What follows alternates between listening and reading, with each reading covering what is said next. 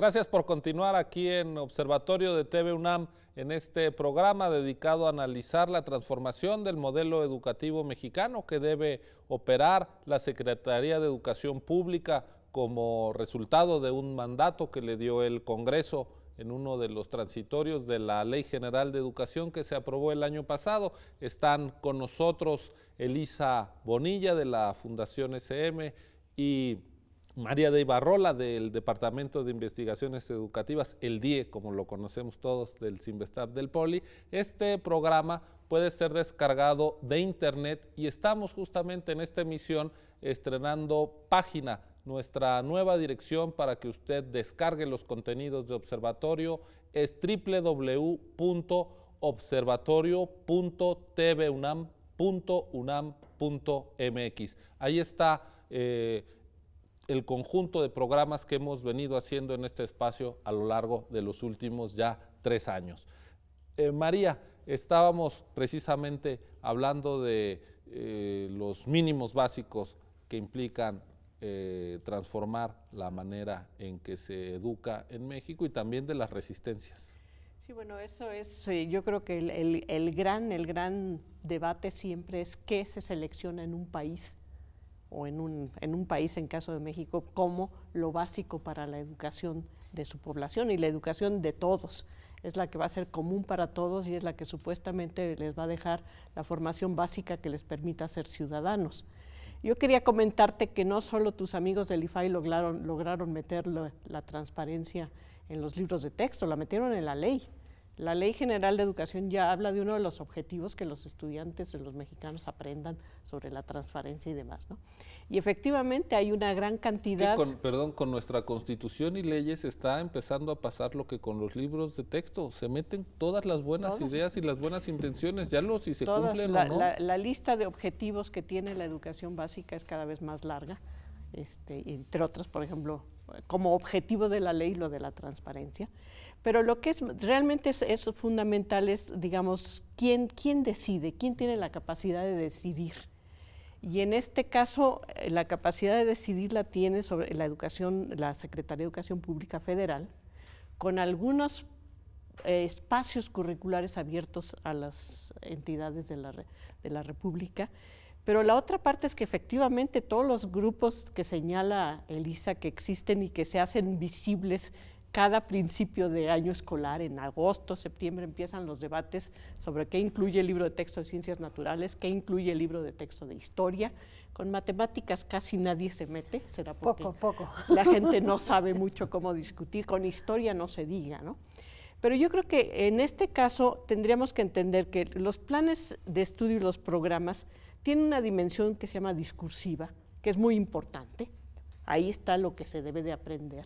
Pero luego viene otra dimensión que es la estructura institucional que dice cuántas horas le dedicas a qué, con qué tipo de profesor atiendes esto, con qué materiales, cómo certificas, cómo evalúas si se aprendió o no se aprendió. Y luego viene la última, que es lo que pasa todos los días en las escuelas, que esa es tal vez la más importante.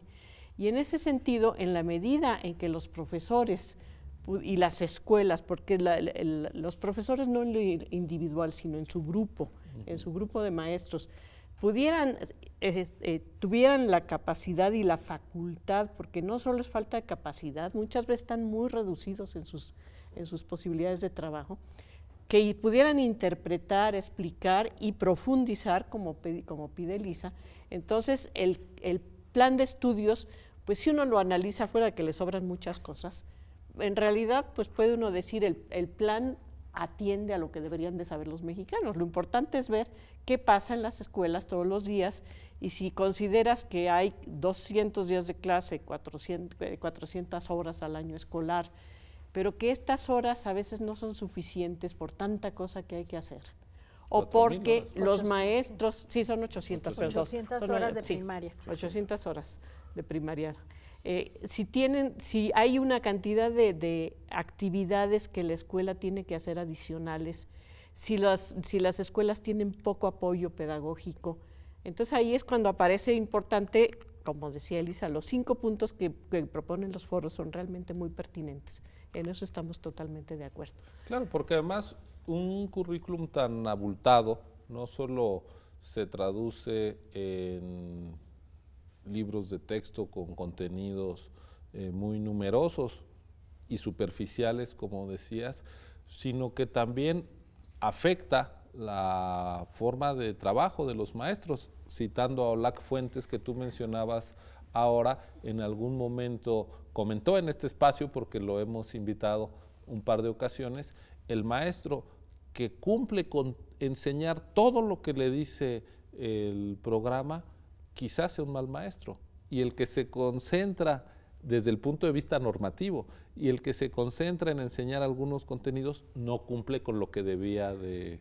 Sí, los maestros, si los ves toda la vida, están corriendo porque quieren terminar el programa y porque quieren terminar el libro y pareciera que eso es más importante que centrarse en lo que necesita el alumno, ¿no? Yo diría que si bien es de celebrarse que la calidad sea hoy parte de la Constitución, yo creo que de las mejores cosas que entraron en la Constitución fue verdaderamente darle esa calificación a la educación de calidad, o sea que aquí también se podrían hacer muchas discusiones, pero yo rescataría una fundamental y eso tiene que ver con la relevancia, concentrar todo lo que estamos haciendo en términos de transformación de la educación en el alumno y en sus necesidades, ¿no? O sea, por supuesto que el maestro es muy importante y tendremos que apoyarlo para que se desarrolle, pero siempre que estemos enfocados en el alumno.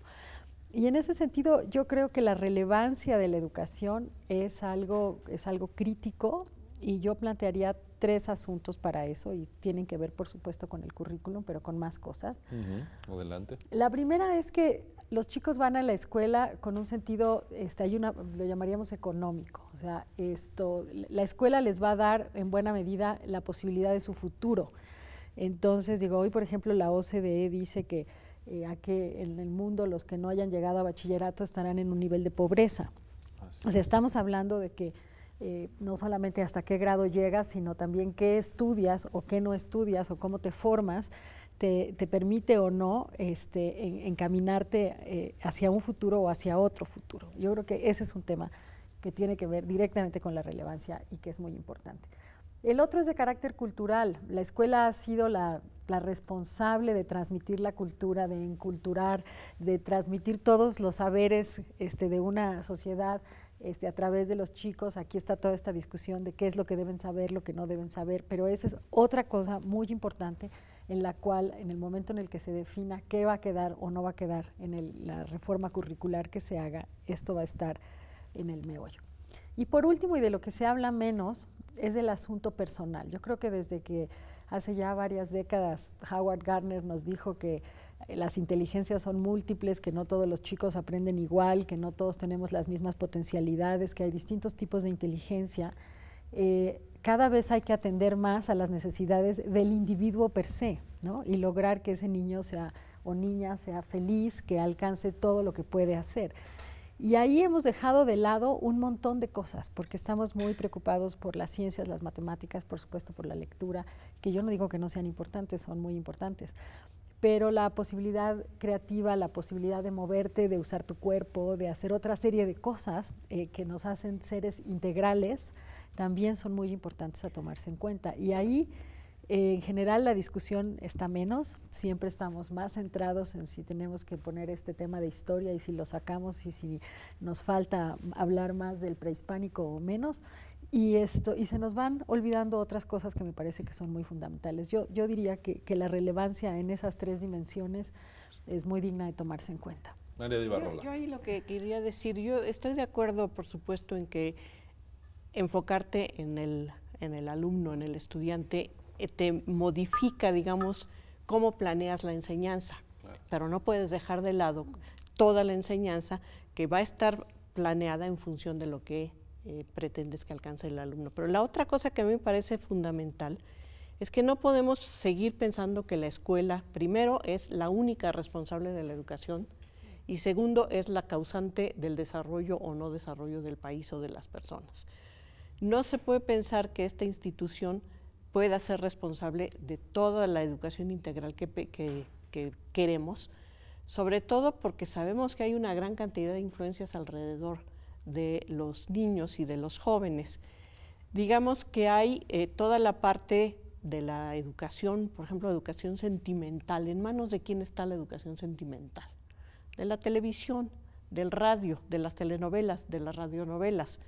De internet ahora, redes sociales. De internet ahora, y ahí sabemos un poquito menos de la cantidad de cosas que están pasando por el internet, ¿no? La otra parte, por ejemplo, la posibilidad de dar educación artística fuera de la escuela, no necesariamente alrededor del espacio físico y del tiempo escolar, sino a través de las delegaciones de los municipios, de los consejos culturales. La educación deportiva también podría pasar a manos de otras instancias, pero de hecho la única que se controla plenamente es la escuela, y por eso ahí se le mete todo, ¿no? Se mete historia, se mete lectura, se mete aritmética, se mete educación financiera. Es se que mete esa es la que es educación, obligatoria, lo otro es no es la que es obligatoria, y además ahí están todos los niños juntos. Yo me pregunto, cuando hablamos de cambiar a la escuela, ¿qué pasaría con las horas que pasan los niños en la escuela si decidimos de pronto que ya no haya más escuela? Debería de haber un compromiso social, cultural mucho más amplio por la educación de los niños, porque otros espacios también asuman la educación. Y ahí los medios de comunicación siempre se han medio resistido, y no necesariamente intencionalmente, pero a veces dicen, no, pues a nosotros nos toca entretener. Debería de haber una coordinación más amplia con los aspectos culturales, con los aspectos deportivos, y la escuela sí podría decir, hay necesidades importantes. Digo, aprender a leer y escribir no es sencillo. Y difícilmente lo vas a aprender y en otro lugar. difícilmente, bueno, sí se aprende, pero difícilmente en otro lado, ¿no? Entonces sí se podría pensar que la escuela tuviera cometidos de más profundidad, pero que la sociedad ayudara en otros, y no al contrario, todos los niños todo el día en la escuela, porque ahí se les va a enseñar todo. Y lo que pasa por la televisión, pues que siga pasando, ¿no? Y lo que pasa